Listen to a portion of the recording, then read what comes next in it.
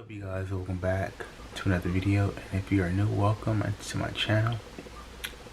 My name is Jai. Be sure to like, comment, subscribe to the channel if you want to, and check out my other channels in the description below. My gaming channel and my singing channel. We are back with Mr.Nightmare, and this is 3 Scary True Mansion Horror Stories. And yes, I know you see me wrapped up in blanket. It is 1 early, 2 wherever you guys live. It's been cool right now. The last couple of days been hot, but I just want to get some videos in before it gets hot. You know what I'm saying? But it's very much cool. But I'm in a cozy environment, you say. But this is rare, but it doesn't matter. Come on, let's go. You know what I'm saying? Three Scary True Mansion Horror Stories. Now I know one of these stories, to my knowledge, squatter haunted. Watch. There's this abandoned mansion in Toronto that came up in a group chat among my friends. We saw pictures of it through a mutual friend who had recently gone to explore there. It looked immaculate based on the pictures, but we were intrigued to go check it out. It was 10 miles north from us, so the drive wasn't bad. The mansion sat on a big open grass plain, with pine trees and other foliage surrounding the perimeter of the property, acting as a natural fence or just a wall of privacy from the outside. My friends, who I'll call Chad and Brad for this story, followed close behind me as I led the way up the large gravel driveway towards the front of the unfinished house. By the looks of it, construction on the structure had been abandoned when it was near completion, as the outside foundation seemed to be finished. Our mutual friend who found out about the place had told us that he hopped through a back window that was left unlocked, so that's what we looked for. The unlocked window turned out to be in the kitchen, right over the counter, so one at a time we squeezed through the window, crawling out to the counter and then down to the ground. First impressions in the kitchen, almost immaculate, minus a few of the cabinet doors sprawled out on the floor. It's nice. Yet to be installed, and just things like sheetrock boards laying around. But everything seemed new. It was a shame the construction was abandoned. The three of us kind of went our own directions in the house. I went towards the living room, which again was almost pristine. It was a huge room that transitioned into the dining room. Oh, we're not gonna be alone. I don't know what's in there. At least 10 different doors. You don't know what's in there? My friends were already checking out some of the rooms in this hallway. I peeked into each room and realized most of them were bedrooms. At the end of the hall was a 3-door garage. The last door in the hall before the garage was the basement. I called to Brad and Chad that I was checking out the basement. I got an acknowledgement from at least one of them. The basement had this bizarre spiral staircase, so when I got to the bottom, I couldn't even see the door at the top. There were no windows down there, so besides my flashlight, it was pitch black. It was a completely unfinished basement. Pieces of drywall everywhere, unfinished wood foundation where walls should be. The basement was huge. There were multiple sections down there. It was big enough to fit a basketball court and more. Then I came across this back room with a few storage containers. I was here to explore after all, so I curiously started lifting the lids off the containers. The first 2 seemed to contain building tools and supplies like wood planks. But then I heard something from one of the other containers. It was like something caused the container to make a bump sound. Somebody in there, bro. Somebody in there. I went to the container and noticed the lid was not sealed on this one, as it wasn't sitting perfectly snug on the top.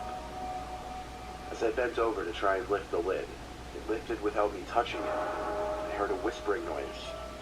I fell backwards on my hands as this happened, and while I was on the ground, I saw a smiling woman looking at me. The only thing lifting the container up was her head. She looked at me, laughed, and said peekaboo, and she laughed some more. Oh my god. I ran to the top of the stairs, but the basement door was now locked. Uh-oh. I banged on it for my friends to open it up. They were apparently messing with me.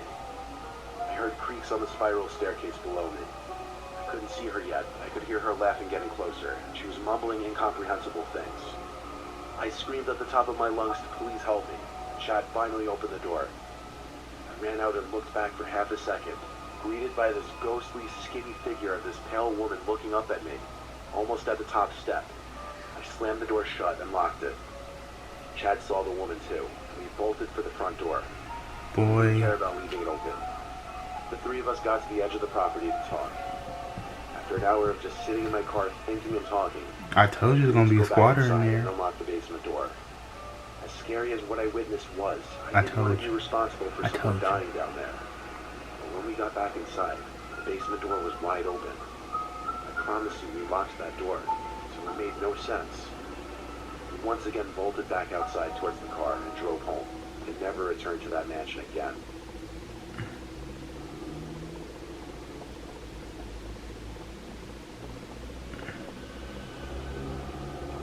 When I was a very young kid, we lived in an upper middle class neighborhood. Lots of space between each house.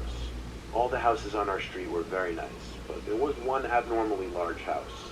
It was closer to a mansion. It sat right across the street from us, and my bedroom window could look across to the windows of the mansion. Since our street was incredibly low traffic, our parents let us play soccer in the street. So my two friends, Brian and Zeke, were playing soccer one sunny day. It was usually just the three of us, so we had this kind of free-for-all version of soccer that we made up.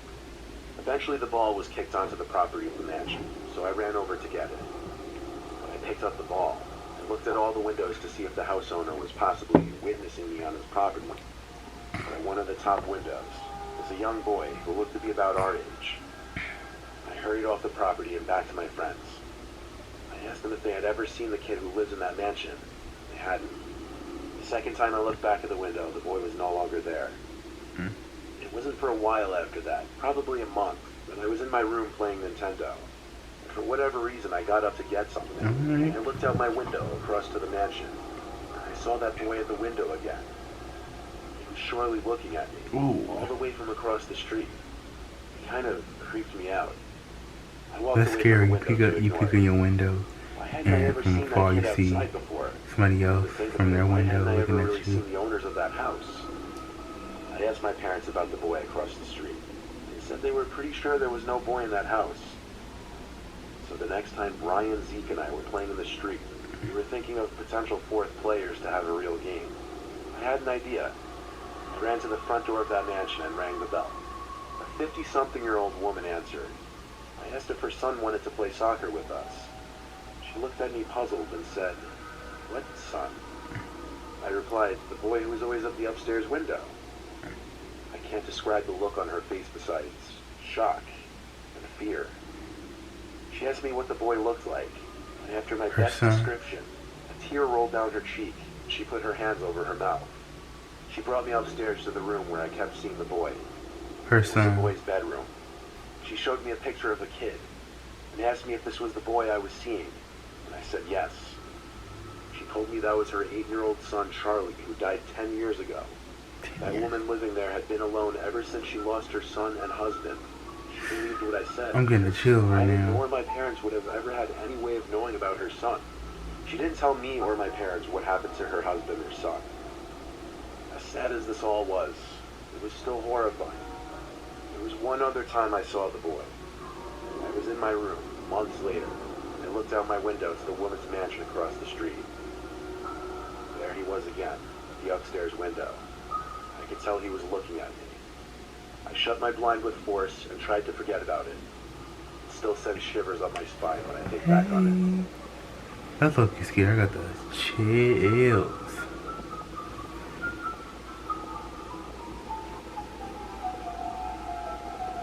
I was once hired to house sit for a friend of a family friend who was going away It's for a a nice house. In this case, I should call it mansion sit because the family was absolutely loaded, and the mansion sat on the rich side of town in front of a huge lake. I was 21, and it just seemed like a cool job to have for a week.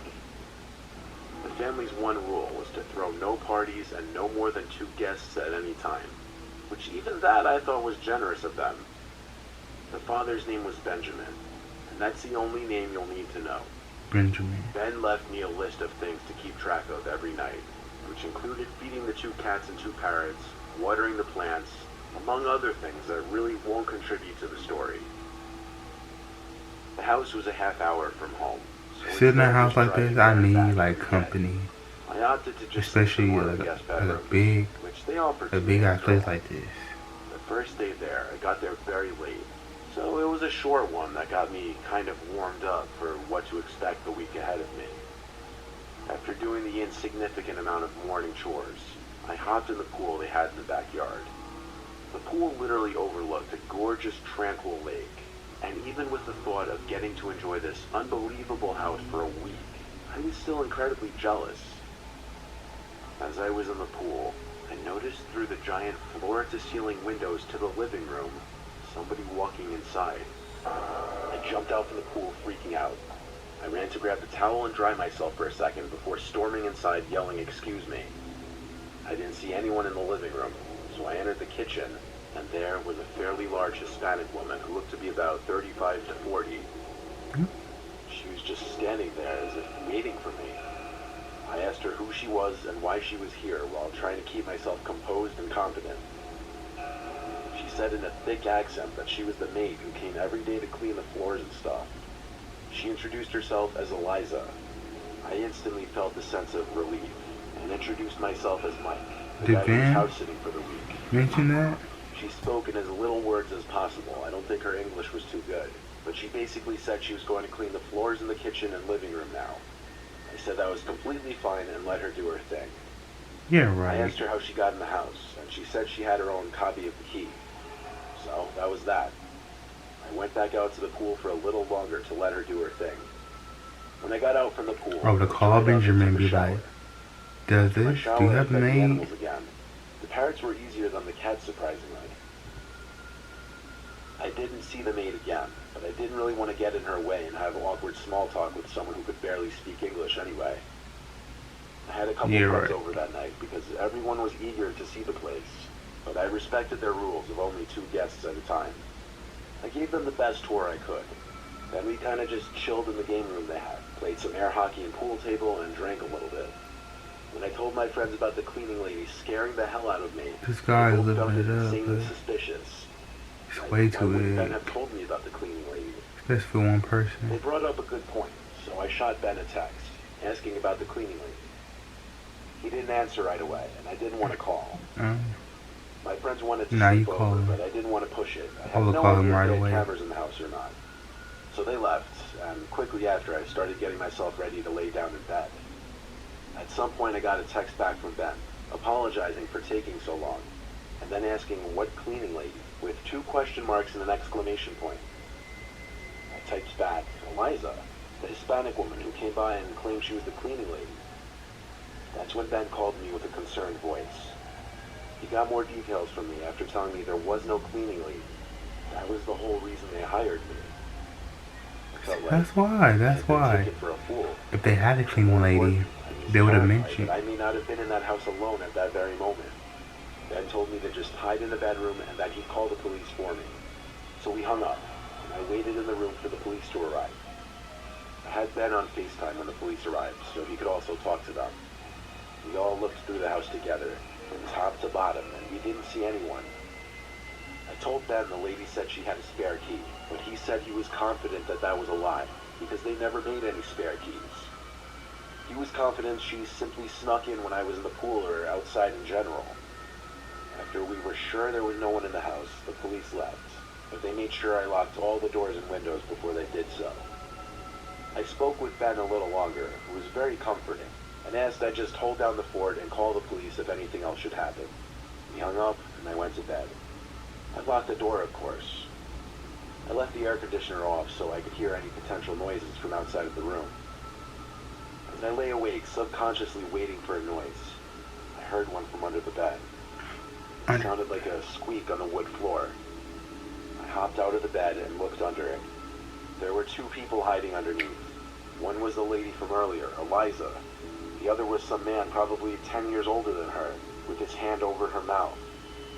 They both locked eyes with me. I screamed and I ran for the door. The moment that it took me to unlock the door and then open and shut it was more than I was comfortable with. As I did, I heard them crawling out from the bed. I ran outside to my car without my shoes and drove down the street, where I called the police, and then I called Ben again.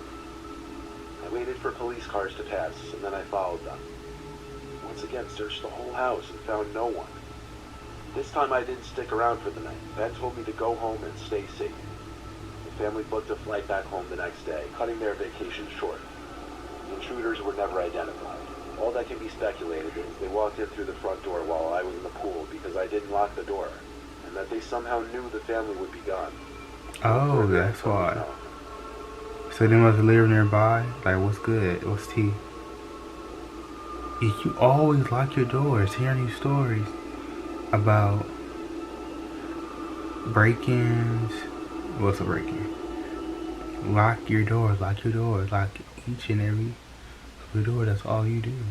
Especially if you have money, shit, they should have security cameras.